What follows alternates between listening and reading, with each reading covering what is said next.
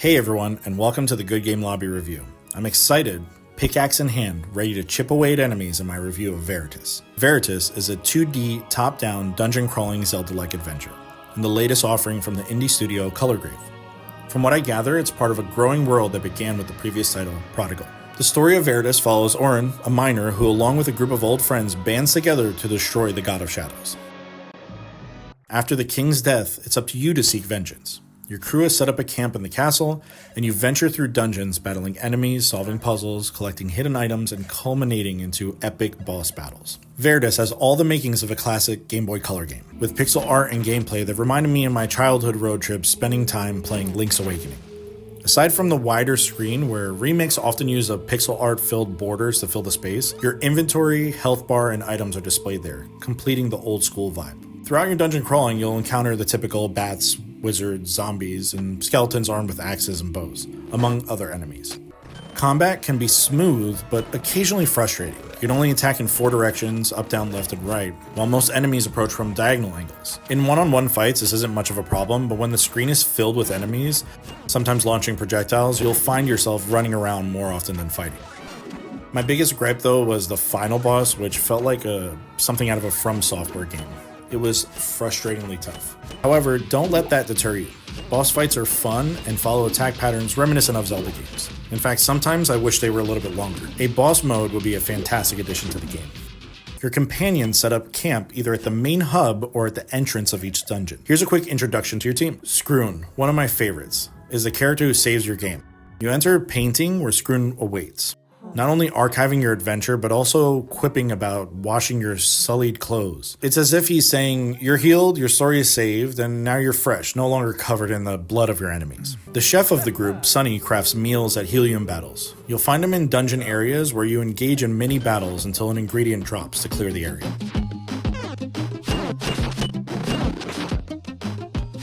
A companion with sharp wit, Illy roasts you early on and has great banter with the main character. She's also one of the only other characters you control in the game.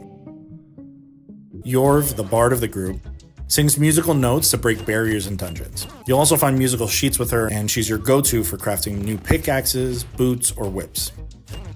Euros doesn't do much except throw you across a cliff early in the game, but he is stoic in his demeanor. If you're missing an item, Zagul will sell you a random one for gold. Interestingly, Zagul was there the night the king was murdered and started this journey. Crafting in Veritus feels underdeveloped. While the items found in dungeons are well fleshed out, crafting itself is sort of confusing. You need 3 items to craft weapons or meals, but there's no explanation of why you need them or what they do. It's a lot of trial and error, and even then you can't revert to the previous pickaxe on the spot. This was the weakest part of the game for me. You can retrieve previously found pickaxes or clothing in a main camp area, but I didn't discover this until my second playthrough. I highly recommend exploring every area, door, and room you find. The tools used in Veritus are discovered as you progress. The main ones include a bracer used to pick up small enemies, large balls, and other objects to solve puzzles and activate switches. Your whip, which allows you to pull enemies or items towards you, grab poles sticking out of the ground, and move between different levels of an area. Then there's your pickaxe, your primary weapon, which in true Zelda fashion can be charged by holding down the A button, allowing you to unleash a 360-degree spinning attack. The graphics in Veritus are pure bliss. It's reminiscent of a Game Boy Color game through and through. The pixel artwork and muted colors give the game a darker, more sinister tone, fitting for the dungeon crawling adventure. Yet the accents are vibrant enough to keep the world feeling alive. When speaking to an NPC, their portrait animates as they talk, adding personality despite the lack of voice lines. Each character's unique sound cues perfectly match the tone of their dialogue. One standout character, Glaus, is arrogant and tricky, blocking your path in the dungeons, unless you spoil him with gold and items. Their playful banter is always welcome as you enter a new dungeon. The cutscenes, if you can call it that, are rare but a delight when they appear, offering a cinematic style where the characters are shown in their true form, not just the small sprites you control in-game. These scenes push the story forward and add depth to the world. The audio in the game captures the essence of a classic Game Boy title. The sound effects, particularly when hitting enemies, are reminiscent of Link's Awakening. While nothing groundbreaking is being explored here, the soundtrack is a different story entirely. The soundtrack, which was released around the time of the game, is a gem.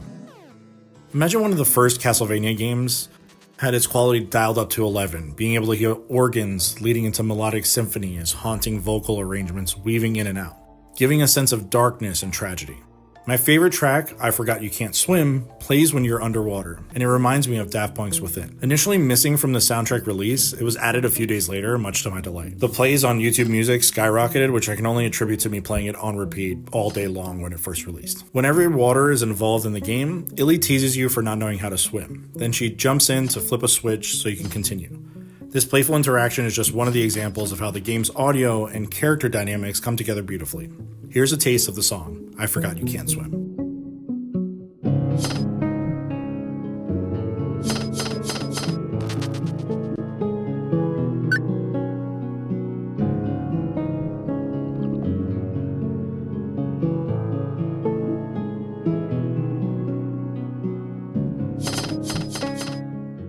Veritus features the classic dungeon crawler puzzles you'd expect. You often need to clear rooms of enemies or solve unique challenges to collect items. The puzzles are introduced right from the start, helping you understand the game's direction.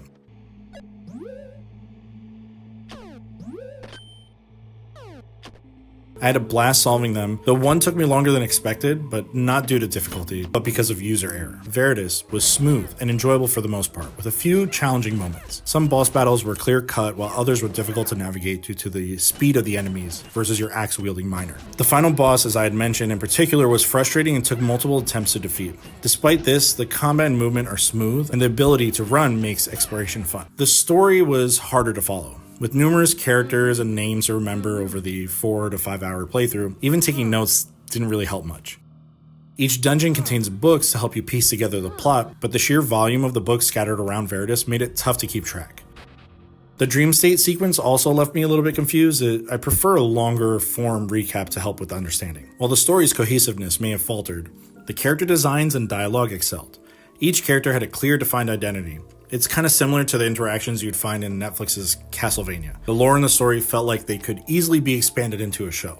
In fact, I'm eager for a pixel art TV show already. I'm curious to dive into Prodigal, Colorgrave's earlier title that seems to tie into the story of Veritus. From what I've seen, it shares similar gameplay and graphics, with your main weapon being an axe.